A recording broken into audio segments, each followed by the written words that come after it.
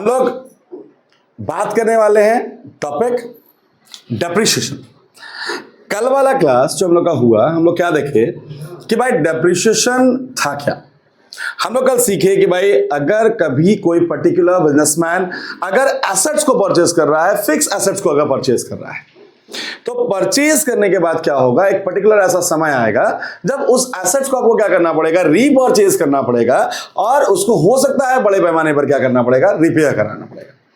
तो अगर ऐसा कभी हुआ कि उसको परचेज करना पड़ा या बड़े पैमाने पर उसको क्या करना पड़ेगा, रिपेयर कराना पड़ेगा, तो उस केस में क्या होगा, उस समय उसके पास पैसा अवेलेबल होगा, इस बात की कोई गारंटी नहीं। जिसके लिए एक समझदार बिजनेसमैन क्या कर रहा है, अपने कमाए गए प्रॉफिट के हिस्से में से कुछ हिस्सा क्या कर रहा है, वो काट करके क्या कर रहा है, रख ले रहा है, ताकि कल को जाकर के जब हमको जरूरत पड़े तो हम आसानी से क्या करें, उस एसेट्स को रीपरचेज करने का काम करना हो तो रीपरचेज कर ले, या रिपेयर कराने की जरूरत बड़े पैमाने पर पड़े तो हम रिपेयर कराएं। और उस अमाउंट को हम लोग क्या नाम दिए, डेप्रिसिएशन का। उसको नाम क्या दिए, डेप्रिसिएशन। हम लोग डेप्रिसिएशन क्या था ये लास्ट क्लास में ऑलरेडी देख चुके हैं। तो आज हम लोग जो सीखने का काम करेंगे ना, वो ये सीखेंगे कि भाई अगर आप एक बिजनेसमैन हैं और आप अगर एसेट्स को अगर आप परचेज करते हो, उसका अगर डेप्रिसिएशन चार्ज करते हो, तो उसको रिकॉर्ड कैसे करोगे, उसकी जर्नल एंट्रीज कैसे कैसे बनाओगे। आज हमारा क्लास इस चीज को लेकर के, ठीक है, आज का जो हमारा क्लास है किस चीज को लेकर के है कि डेप्रिसिएशन से रिगार्डिंग एंट्रीज कैसे कैसे बनाई जाएगी। अब इसको सीखना बेड़ा बहुत बहुत बहुत आसान होगा। अगर आसान कैसे होगा भाई, आपको सिर्फ इमेजिन करना है कि आप एक बिजनेसमैन है। अब आप सोचो कि आप किसी भी एसेट्स पर डेप्रिसिएशन कब चार्ज करोगे, बिना खरीदे चार्ज कर लोगे या खरीदने के बाद चार्ज करोगे। तो ऑब्वियस सी बात है कि भैया डेप्रिसिएशन लगाने का शुरुआत एक्चुअली डेप्रिसिएशन लगाने से नहीं होगा, उसको पहले परचेज करने से होगा। तो अगर हम डेप्रिसिएशन को लेकर के अकाउंटिंग करते हैं, तो अकाउंटिंग करते समय हमारा जो सबसे पहला काम क्या होगा, हम लोग अकाउंटिंग ईयर बाय ईयर सीखेंगे। हम लोग अकाउंटिंग कैसे करेंगे, ईयर बाय ईयर सीखेंगे, जिसमें हम लोग सोचते हैं, इमेजिन करते हैं कि हम लोग पहला साल क्या किए, एसेट्स को परचेज करते हैं। हम लोग पहला साल क्या कर रहे हैं, हम लोग एसेट्स को क्या कर रहे हैं, परचेज कर रहे हैं। अब इमेजिन करो कि अगर आप पहले साल अगर एसेट्स को परचेज करोगे, तो बड़ा सिंपल होगा कि आप एक एंट्री पास करोगे एसेट्स को परचेज करने की। अब एसेट्स को परचेज करोगे तो आप जानते हो एसेट्स डेबिट बैलेंस है, बढ़ जाएगा, हम एसेट्स को क्या करेंगे, डेबिट कर देंगे। और एसेट्स को परचेज करने पे मेरा बैंक बैलेंस क्या होगा, घटेगा, हम बैंक बैलेंस को क्या करेंगे, क्रेडिट करेंगे, एंट्री बनाएंगे assets account debit to bank account. In case अगर उधार होगा तो सप्लायर का नाम मेंशन कर दिया जाएगा। यानी एसेट्स को परचेज करने की सबसे पहले एंट्री बनाएंगे उस पर्टिकुलर डेट को, जिस डेट को हम लोग एसेट्स को क्या किया है, परचेज किए। अब क्या होगा, एसेट्स अगर आप परचेज करोगे तो परचेज करने के बाद क्या होता है, आप देखते हो कई बार उसको इंस्टॉल वगैरह करना पड़ता है, लाना होता है, इंस्टॉल कराना पड़ता है। हम लोग जर्नल में पढ़े हैं ये बात कि अगर एसेट्स परचेज किया गया और परचेज करने के बाद अगर उसको इंस्टॉल कराया गया और अगर उसको लाने ले जाने में खर्चा लगा, तो उसके लिए अलग से कोई एंट्री पास आउट नहीं करते, बल्कि उसको एसेट्स के कॉस्ट में क्या करते हैं, हम लोग इन्वॉल्व कर लेते हैं। और एसेट्स के कॉस्ट में इन्वॉल्व करके हम वही एंट्री बनाते हैं जो एसेट्स परचेज करने की बनाते हैं, जो एंट्री होता है कि assets account debit to bank. तो अलग से एंट्री हमको काउंट करने की कोई जरूरत नहीं होगी, हम इसमें कंबाइन करके अमाउंट क्या करेंगे, एक ही एंट्री पास कर लेंगे। अब इमेजिन करो कि अगर आप एसेट्स परचेज किए, तो एसेट्स परचेज करने के बाद आप क्या करोगे, उसको यूज करोगे। तो यूज करना कोई ट्रांजैक्शन तो है नहीं, तो उसके लिए कोई जर्नल एंट्री बनाने की कोई जरूरत नहीं होगी। अब क्या होगा, यूज करते करते करते जब साल मेरा पूरा हो जाएगा, अकाउंटिंग पीरियड मेरा क्या होगा, कंप्लीट हो जाएगा, साल के लास्ट में आप क्या करोगे, अपने प्रॉफिट के हिस्सा में से कुछ हिस्सा क्या करोगे, काट के रखोगे, जिसको हमने याद होगा नाम दिए थे डेप्रिसिएशन। अब ऐसा करोगे तो आप डेप्रिसिएशन चार्ज करने के लिए एंट्री बनाओगे, जो कि साल के लास्ट डेट को बनाने का काम करोगे। और डेप्रिसिएशन की एंट्री हम लोग पढ़े हैं जर्नल एंट्रीज में, हम लोग क्या पढ़े हैं कि हम एंट्री बनाएंगे डेप्रिसिएशन लगाने के लिए। डेप्रिसिएशन जो एक एक्सपेंस होगा, हम इसको डेबिट करने का काम करेंगे, और डेप्रिसिएशन लगाने पे एसेट्स का वैल्यू क्या होगा, डाउन हो जाएगा, तो हम एसेट्स को क्या करेंगे, क्रेडिट करने का काम करेंगे, और एंट्री हम लोग पास आउट करेंगे depreciation account debit to assets account. ये एंट्री साल भर में उस एसेट्स पर जितना डेप्रिसिएशन चार्ज किया गया उसके लिए होगा, और एंट्री साल के लास्ट में बनाया जाएगा। हम एंट्री कब बनाएंगे, साल के लास्ट में बनाएंगे। अब हम लोग डेप्रिसिएशन को चार्ज कर लिए, लेकिन जैसा कि आप फाइनल अकाउंट चैप्टर में पढ़े होंगे कि भाई अगर आप डेप्रिसिएशन लगाते हैं तो इससे क्या होगा, आपका प्रॉफिट क्या होगा, घटेगा। क्योंकि ये एक्सपेंस है, एक्सपेंस होगा तो प्रॉफिट क्या होगा, घटेगा। तो एग्जैक्ट प्रॉफिट को निकालने के लिए हम लोग जानते हैं कि डेप्रिसिएशन को हम प्रॉफिट एंड लॉस अकाउंट में ट्रांसफर करेंगे। चूंकि ये डायरेक्ट एक्सपेंस है, ट्रांसफर करेंगे तो हमको एक एंट्री और पास आउट करना पड़ेगा, और एंट्री हम पास आउट क्या करेंगे, अब डेप्रिसिएशन प्रॉफिट एंड लॉस में अगर ट्रांसफर हुआ तो डेप्रिसिएशन क्या था, डेबिट बैलेंस था, ट्रांसफर करेंगे तो कहां जाएगा, क्रेडिट साइड में जाएगा। और चूंकि प्रॉफिट एंड लॉस के डेबिट साइड लिखना है, हम प्रॉफिट एंड लॉस अकाउंट को डेबिट साइड मेंशन करेंगे। हम एंट्री बनाएंगे profit and loss account debit to depreciation account. अगर आप बात को गौर किए तो हमको क्या देखा कि अगर हम जिस साल एसेट्स को परचेज कर रहे हैं, एक एसेट्स को परचेज कर रहे हैं, और अगर उस साल कुछ भी और काम नहीं कर रहे हैं, तो हम उस साल कुल मिला के कितनी एंट्री बना रहे हैं, 3 एंट्री। पहला एंट्री हम एसेट्स को परचेज करने के लिए बना दी है या इसको इंस्टॉल करने के लिए बना दी है, और दूसरा साल के लास्ट में उस पर डेप्रिसिएशन चार्ज किए, और वही डेप्रिसिएशन प्रॉफिट या लॉस में ट्रांसफर किया गया ताकि हम लोग करेक्ट नेट प्रॉफिट निकालने का काम करें। तो हम एंट्री बनाए एसेट्स टू बैंक परचेज करने के लिए, डेप्रिसिएशन चार्ज करने के लिए depreciation account debit to assets account, और प्रॉफिट एंड लॉस में ट्रांसफर करने के लिए profit and loss to depreciation. अब सोचो, ये तो पहले साल की बात हुई। इमेजिन करो कि हम अगले साल सोचते हैं, यानी सेकेंड ईयर में इमेजिन करते हैं कि हम सेकेंड ईयर में कोई भी एसेट्स को परचेज नहीं किए, सेकेंड ईयर में किसी एसेट्स को परचेज नहीं किए, और इमेजिन करते हैं कि साल में किसी भी एसेट को सेल भी नहीं किए। तो अब इमेजिन करो कि अगर ना एसेट्स को परचेज करें ना एसेट्स को हम सेल करें, तो क्या उस साल पहले वाले साल के एसेट्स पर डेप्रिसिएशन लगेगा या नहीं लगेगा? तो लगना चाहिए सर, क्योंकि हम लोग पढ़े होंगे पिछले क्लासेस में कि भाई अगर मेरे पास 10 लाख का मान लो एसेट्स है, और मान लो वो 5 साल अगर चलने वाला है, तो हम क्या करेंगे, 10 लाख का अमाउंट एक साल में पूरा का पूरा काट के नहीं रखेंगे। 10 लाख का अमाउंट क्या करेंगे, 5 साल में क्या करेंगे, काट काट के रखेंगे। तो अगला साल भी हम प्रॉफिट का हिस्सा काटेंगे ही काटेंगे, मतलब अगला साल हम डेप्रिसिएशन चार्ज करेंगे ही करेंगे। और अगर डेप्रिसिएशन चार्ज करेंगे तो कब करेंगे, साल के शुरू में करेंगे या साल के लास्ट में करेंगे? साल के लास्ट में करेंगे, क्योंकि प्रॉफिट लास्ट में हम निकालेंगे तो डेप्रिसिएशन में कब करेंगे, लास्ट में चार्ज करेंगे। तो सेकेंड ईयर में ऑब्वियस सी बात है हम एक एंट्री बनाएंगे साल के लास्ट में, पहले वाले जो एसेट्स हो गए उस पर डेप्रिसिएशन को चार्ज करने के लिए, और एंट्री अपने बनाएंगे क्या, depreciation account debit to assets account, depreciation account debit to explanation आप लोग ले लेंगे कि भैया डेप्रिसिएशन चूंकि मेरा एक्सपेंस होगा, डेप्रिसिएशन को हम लोग क्या करेंगे, डेबिट करेंगे। एसेट्स का वैल्यू से डिक्लाइन किया, एसेट्स को हम लोग क्या करेंगे, क्रेडिट करेंगे, एंट्री चार्ज करेंगे हम लोग क्या, depreciation account debit to assets. ये डेप्रिसिएशन अगेन सेकेंड ईयर में भी प्रॉफिट एंड लॉस में ट्रांसफर तो होगा ही होगा, क्योंकि सेकेंड ईयर में भी हमको नेट प्रॉफिट जानना है, और अगर नेट प्रॉफिट जानना है तो प्रॉफिट लॉस में ट्रांसफर करना जरूरी होगा। अब ट्रांसफर करेंगे तो ये डेबिट से उठ के क्रेडिट पे चला जाएगा, और प्रॉफिट एंड लॉस के डेबिट में डालने के लिए हम प्रॉफिट एंड लॉस अकाउंट को क्या करेंगे, डेबिट करेंगे, एंट्री पास करेंगे profit and loss account debit to depreciation account. अगर आप गौर कर रहे हैं तो क्या दिख रहा है कि अगर साल में कुछ भी नहीं हो पा रहा है, ना एसेट परचेज हो रहा है ना एसेट सेल हो रहा है, उसके बावजूद भी हमको साल में 2 एंट्री बनाना पड़ रहा है, और 2 एंट्री कौन बनाना पड़ रहा है, एक डेप्रिसिएशन को चार्ज करने के लिए और एक उसको प्रॉफिट एंड लॉस में ट्रांसफर करने के लिए। और ये एंट्री कब बनाना पड़ रहा है, साल के लास्ट में। इमेजिन करो इसी प्रकार से तीसरा साल भी कुछ भी ना हो तो भी हम कितनी एंट्री बना लेंगे, 2 एंट्री बनाएंगे, एक डेप्रिसिएशन चार्ज होगा, एक प्रॉफिट एंड लॉस में क्या होगा, और कब बनेगा, तो साल के लास्ट में बनेगा। इतना बात तो क्लियर हो गया। इमेजिन करो कि अगर किसी साल, मानते हैं तीसरा साल, अगर किसी भी ईयर एक और एसेट परचेज होने की बात हो जाती, मान लो अभी फिलहाल हम उसको थर्ड ईयर ले लेते हैं, और एक एसेट परचेज होने के अलावा और कुछ भी नहीं होता, तो अगेन हम फिर कितनी एंट्री पास करते, हम फिर 3 एंट्री पास करते। एक जो एसेट परचेज हुआ, हम फिर उस एसेट को परचेज करने की एंट्री बनाते, और सेम एंट्री परचेज करने का जो बनाते आए हैं वो बनाते, एंट्री बनाते हम लोग क्या, assets account debit to bank account. अब ये एसेट्स परचेज करने के बाद हम डेप्रिसिएशन भी लगाते, और अब सोचो कि अगर किसी साल में एक और एसेट्स परचेज हुआ तो क्या डेप्रिसिएशन केवल इस एसेट्स पे लगता या पहले से जो मौजूद एसेट्स है उस पे भी लगता? तो पहले से मौजूद एसेट्स पर भी लगता।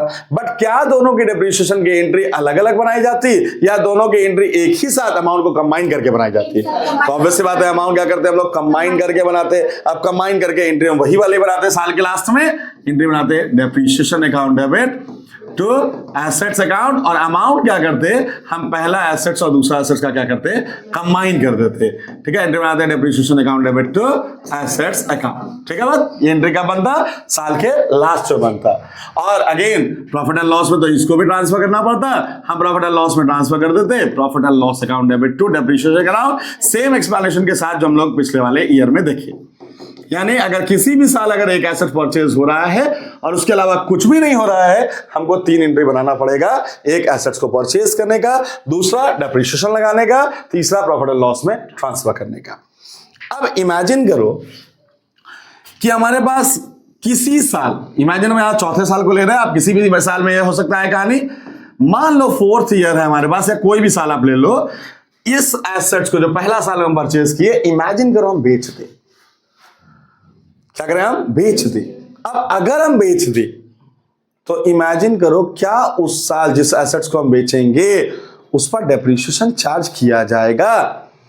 तो अब सवाल उठेगा हाँ या ना, आप डिसाइड करें। उसके पहले सवाल ये आपको करना होगा कि सर एसेट बेचेगा, अगर आप एसेट्स को साल के शुरू में बेच दिए तो उस पर आपको उस साल डेप्रिसिएशन चार्ज करने की जरूरत, क्योंकि यूज ही नहीं हुआ तो उस पर डेप्रिसिएशन चार्ज करने का कोई जरूरत।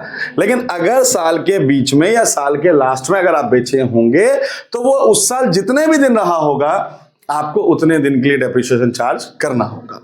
तो अगर हम एसेट्स को बेचते तो एसेट्स को बेचते समय हम अगर शुरुआत में बेचे तो उस पर हम डेप्रिसिएशन चार्ज नहीं करेंगे, साल के बीच में कभी भी बेचे, साल के लास्ट में बेच दे तो हम उस पर डेप्रिसिएशन चार्ज करेंगे उतने दिनों के लिए जितना दिन मेरे पास एसेट्स रहा है। अब अगर हम बेचे हैं तो सबसे पहला काम हम बेचने का नहीं करेंगे, सबसे पहले उस एसेट्स पर डेप्रिसिएशन चार्ज करेंगे जो एसेट्स मेरा क्या हो गया है, बिक गया है, और उस साल जितना समय रहा होगा उतने समय के लिए डेप्रिसिएशन चार्ज करेंगे। एंट्री तो वही वाली बनेगी जो हम लोग पहले बनाए हैं, एंट्री बनेगा depreciation account debit to assets account. और ये जो डेप्रिसिएशन है ये डेप्रिसिएशन ऑन एसेट सोल्ड के लिए है, ये डेप्रिसिएशन हो गया डेप्रिसिएशन ऑन एसेट सोल्ड के लिए। ठीक बात है। अब इमेजिन करो जिस एसेट्स को बेचे जितना दिन वो रहा उतने दिन उसमें हम क्या किए, डेप्रिसिएशन तो लगा दिए।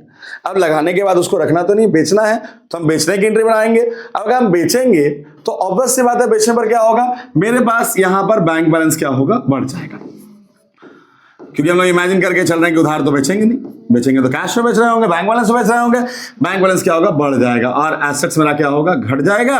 हम एंट्री बनाएंगे bank account debit to assets account, हम एंट्री बनाएंगे बैंक अकाउंट डेबिट टू, ये एंट्री हम किसके लिए बना रहे हैं, एसेट्स सोल्ड के लिए बना रहे हैं, कि उसका जो भी सेल वैल्यू होगा हम उससे क्या करेंगे, ये एंट्री बना डालेंगे। ठीक बात है। अब इमेजिन करो कि अगर आप एसेट्स बेचे तो बेचने पर क्या होगा, या तो आपको क्या होगा, फायदा हो जाएगा, या तो आपको क्या होगा, नुकसान। तो अगर एसेट बेचने पे फायदा या नुकसान होगा हम उसको भी रिकॉर्ड करेंगे। अब अगर फायदा होगा या नुकसान होगा हम उसको, आप पढ़े होंगे फाइनल अकाउंट में, हम उसको प्रॉफिट एंड लॉस अकाउंट में ट्रांसफर करेंगे। नुकसान होगा तो प्रॉफिट एंड लॉस के डेबिट में, फायदा होगा तो प्रॉफिट एंड लॉस के क्रेडिट में। अब अगर नुकसान हुआ तो हम नुकसान होने की एंट्री बनाएंगे, जो नुकसान होगा तो प्रॉफिट एंड लॉस के डेबिट में डालेंगे, इसलिए प्रॉफिट एंड लॉस को क्या करेंगे, डेबिट करेंगे। ठीक है। नुकसान कब होगा, जब मेरा एसेट्स का वैल्यू घट गया होगा, और एसेट्स का वैल्यू घटा होगा तो एसेट्स को क्या करना पड़ेगा, क्रेडिट करना पड़ेगा। हम एंट्री बनाएंगे नुकसान के लिए profit and loss account debit to assets account. ये एंट्री किस चीज के लिए बन गया, नुकसान के लिए। इन केस अगर एसेट बेचने में नुकसान ना होकर के फायदा हो जाए तो हम सब समझ सकते हैं कि अगर फायदा हो जाएगा तो ये एंट्री क्या होगा, पलट जाएगा।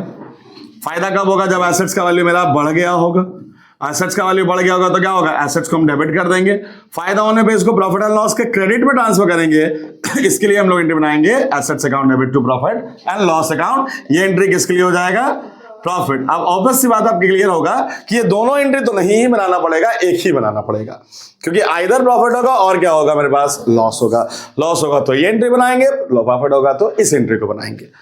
अब इमेजिन करो एसेट्स बेचे, जिसको बेचे उस पर हम डेप्रिसिएशन जितने दिन तक वो साल रहा लगा दिए, उसके बाद उसको हम बेच दिए, बेचा तो उसका नुकसान या फायदा जो हुआ रिकॉर्ड किए।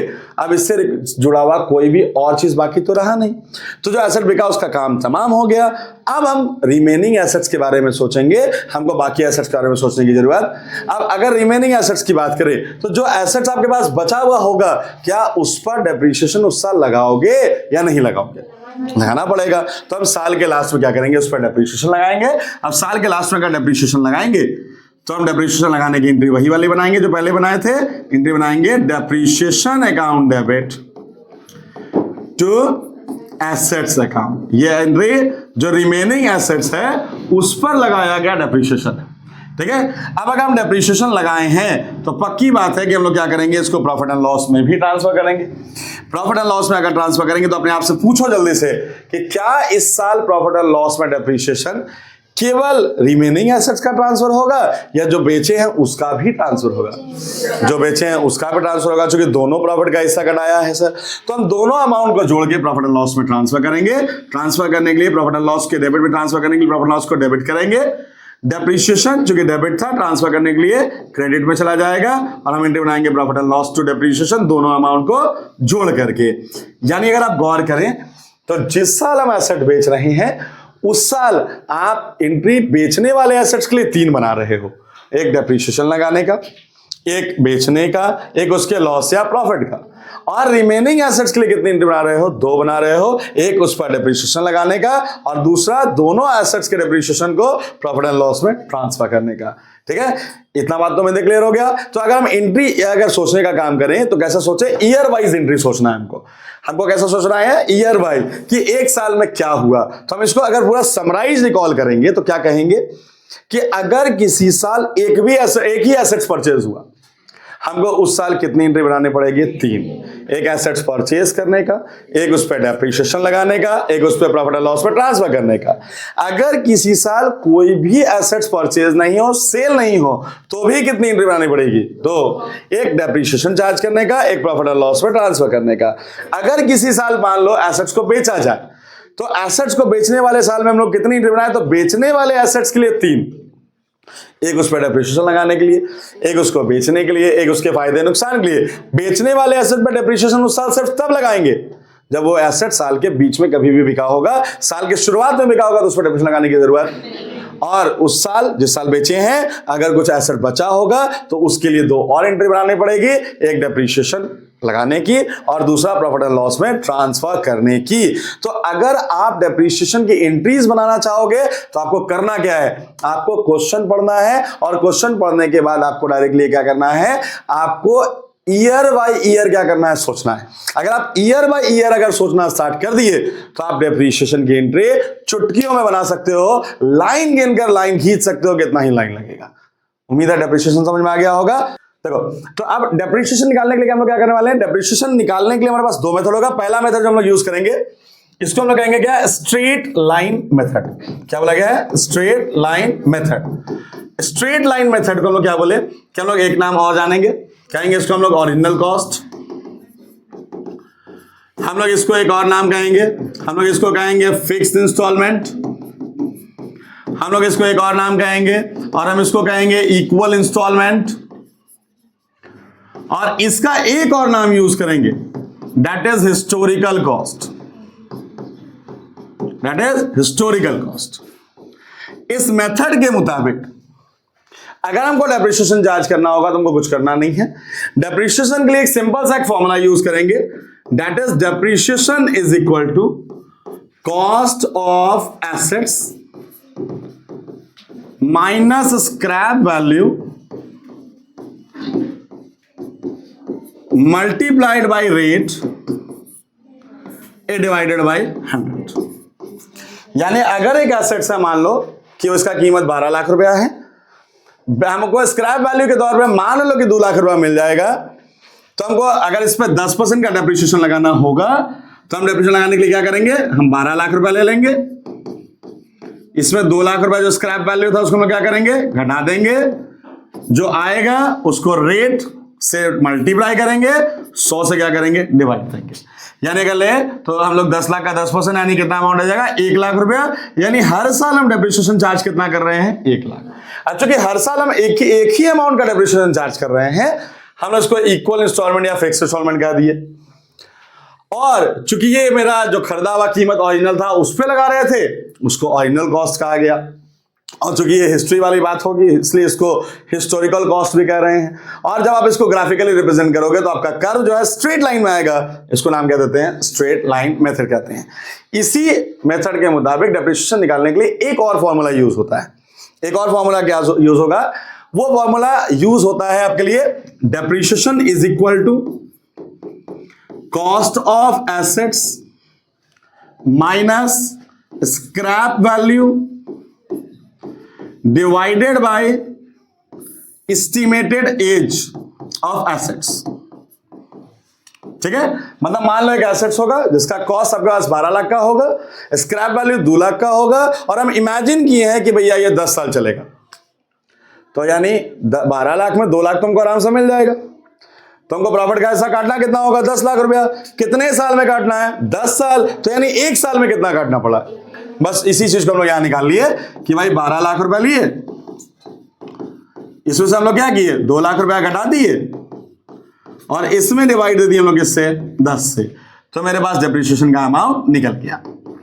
यानी स्ट्रेट लाइन मेथड में डेप्रिसिएशन निकालने के लिए 2 फॉर्मूला है। एक फॉर्मूला है cost of assets minus scrap value into rate by 100।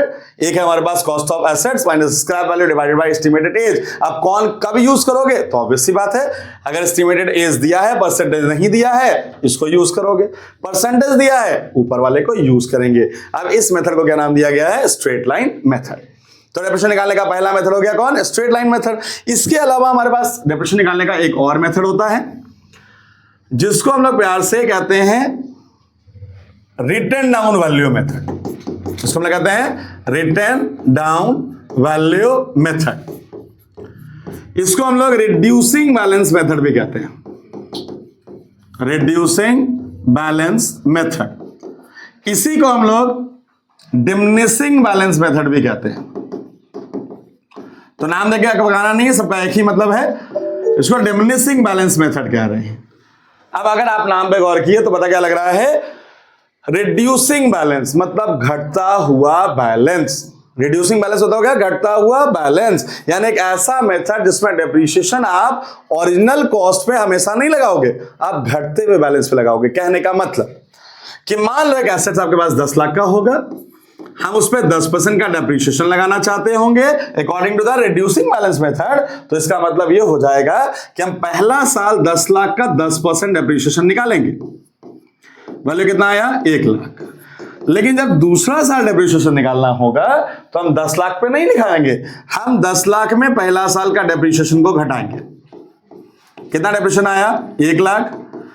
अब जो रिड्यूसिंग बैलेंस आया, घटा हुआ बैलेंस आया, इसका परसेंटेज निकालेंगे। चूंकि हम घटा हुआ बैलेंस पर निकाल रहे हैं अमाउंट, इसीलिए इसका नाम पड़ रहा है कि आपके पास रिड्यूसिंग बैलेंस मेथड। ठीक है बात, यानी तीसरा साल कैसे निकालेंगे भाई, तो तीसरा साल सोचो बैलेंस जो मेरे पास रहेगा वो कितना रहेगा, 9 लाख। 10 में से क्या था, 9 लाख। फिर से डेप्रिसिएशन कितना लगा, माइनस 90,000। इसका कितना परसेंट, 10%, यानी अमाउंट कितना आया, 81,000 डेप्रिसिएशन। देखो आपको दिखेगा फिक्स नहीं है, आपको ऑलवेज डेप्रिसिएशन क्या दिख रहा है, घटते हुए। अब इस मेथड को हम नाम देंगे क्या, नाम देंगे रिड्यूसिंग बैलेंस मेथड या डिमिनिशिंग बैलेंस मेथड या written down value method. Clear बात। तो डेप्रिसिएशन निकालने का कितना तरीका हो गया, 2। पहला हो गया कौन, स्ट्रेट लाइन मेथड, दूसरा कौन हो गया आपके पास, रिड्यूसिंग बैलेंस मेथड। उम्मीद है क्लियर हो गया होगा। अब अगर ये क्लियर हुआ तो अब हम लोग थोड़ा सा बात एक और सीखेंगे। एक और बात क्या सीखेंगे कि सर अगर मान लीजिए हमको एसेट्स को बेचने पे लॉस या प्रॉफिट निकालना है, एसेट को बेचने में क्या निकालना है, लॉस या प्रॉफिट, तो कैसे निकालेंगे। लॉस या प्रॉफिट निकालने के लिए बहुत सिंपल उपाय होगा। एक लाइन मेरा सुनना है एकदम आराम से। वो सुनना क्या है भाई, कि आप जिस एसेट्स को परचेज किए हैं उसके डेट को पहले गौर करो कि कब परचेज किए। जैसे इमेजिन करो हम एक एसेट्स होगा जिसको 1 अप्रैल 2023 को परचेज किए, और इमेजिन करो कि इसको 10 लाख रुपए का परचेज किए। इमेजिन करो कि इसको हम सेल जो कर रहे हैं, इसको सेल 1 अक्टूबर 2025 को सेल कर रहे हैं, और मान लेते हैं कि इसको सेल हम 6 लाख पर कर रहे हैं। ठीक है, अब हमको जानना है इसमें हमको फायदा हुआ या नुकसान। तो फायदा या नुकसान जानने के लिए आपको कुछ नहीं करना है, आपको सिंपल ये ध्यान रखना होगा कि जिस साल वो खरीदा गया वहां से लेके जब वो बेचा गया तब तक उसका डेप्रिसिएशन उस पर कितना लगा। ये क्यों पता लगा रहे हैं? क्योंकि डेप्रिसिएशन से एसेट्स का वैल्यू क्या होगा, घटेगा। तो जब तक हम ये पता नहीं लगाएंगे कि उतना साल में डेप्रिसिएशन कितना लगा, हम आज के डेट का उसका वैल्यू डिटरमाइन नहीं कर पाएंगे। अब आज का वैल्यू जैसा ही डिटरमाइन होगा, हम उसको उसके सेल वैल्यू से कंपेयर करेंगे। कैसे करेंगे भाई? इमेजिन करो कि इस पे 10% का स्ट्रेट लाइन मेथड से डेप्रिसिएशन लगाना है, ठीक है? 10% का डेप्रिसिएशन लगाना है किससे? स्ट्रेट लाइन मेथड से। अब लॉस कैसे निकलेगा? बड़ा सिंपल उपाय देंगे हम लोग। पहले इमेजिन करेंगे कितना समय मेरे पास रहा। हम लोग इमेजिन क्या कर रहे हैं कि 31 मार्च को मेरा अकाउंट्स क्लोज होगा। अकाउंट्स क्लोज कब होगा? 31 मार्च को। तो इसका मतलब ये एसेट्स 1 अप्रैल 2023 से 31 मार्च 2024, एक साल तो बुरा रहा था। 1 अप्रैल 2024 से 31 मार्च 2025 पूरा रहा था। 1 अप्रैल 2025 से 1 अक्टूबर 2025 तक रहा था। यानी यहां रहा 1 साल पूरा, यहां रहा 1 साल पूरा, यहां रहा 6 महीना, ठीक है बात? यानी टोटल मिला के 2 साल 6 महीना रहा है। तो हमको 2 साल 6 महीने का डेप्रिसिएशन निकालना है। निकालो स्ट्रेट लाइन मेथड से। तो 10 लाख का 10% निकालेंगे, कितना आया? 1 लाख आया 1 साल का। दूसरा साल का भी कितना आया? 1 लाख आ गया होगा। और तीसरा साल जो कि 6 ही महीना रहेगा तो कितना आ गया? 50,000। यानी उस पर 2.5 साल में डेप्रिसिएशन कितना लग गया? 2.5 लाख रुपया। अब इस 2.5 लाख रुपया को एसेट्स के कीमत में से घटा दीजिए। क्या कीजिए आप? घटा दीजिए। अब 10 लाख में 2.5 लाख घटाएंगे तो वैल्यू कितना आएगा? 7.5 लाख। वैल्यू कितना आएगा? यानी जिस तारीख को बेचे इसका वैल्यू कितना था? 7.5 लाख। अब इसको बेचे कितना में? 6 लाख। तो इस पे नुकसान हम निकाल लिए कि नुकसान कितने का आया? 1,50,000 का आया। यानी एक लाइन में हम लोग बोले तो क्या बोलेंगे कि नुकसान या फायदा अगर एसेट को बेचने में निकालना है तो सिंपल क्या रखो कि कब कर दे, कब बेचे। खरीदने से लेके बेचने तक का डेट का टोटल डेप्रिसिएशन उस पर जो लगा घटा दो और उसको सेल वैल्यू से कंपेयर करो। ज्यादा में बेचे फायदा, कम में बेचे नुकसान, निकल जाएगा आराम से। बात सबको समझ में आ गया होगा। इतना ही सा बात हम लोग को लॉस जानने के लिए कर